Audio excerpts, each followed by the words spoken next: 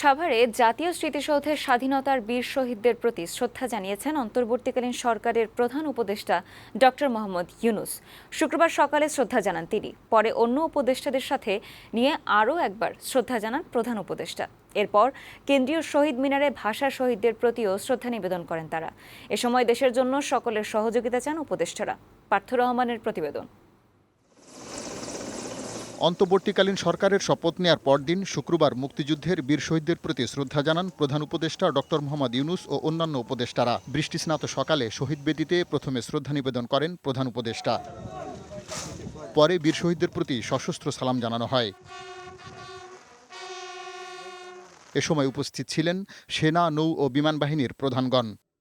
পরে অন্তর্বর্তীকালীন সরকারের উপদেষ্টাদের সাথে নিয়ে আবারও বীর শহীদদের প্রতি শ্রদ্ধা নিবেদন করেন প্রধান উপদেষ্টা ডক্টর মোহাম্মদ ইউনূস।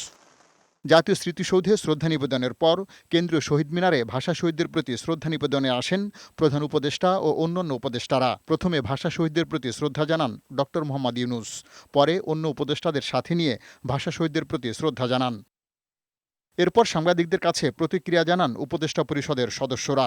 আগে তো ল অ্যান্ড অর্ডার, তারপরে অর্থনৈতিক হিসেবে উদ্ধার করতে হবে আমাদের যারা সিনিয়র সিটিজেন নাগরিক সমাজ, তাদের অভিজ্ঞতা, গ্রহণযোগ্যতা এবং একই সাথে আমাদের যে তারুণ্যের শক্তি, এই উভয় মিলে আমরা বাংলাদেশ রাষ্ট্রটাকে আবার নতুন করে সাজাতে পারব।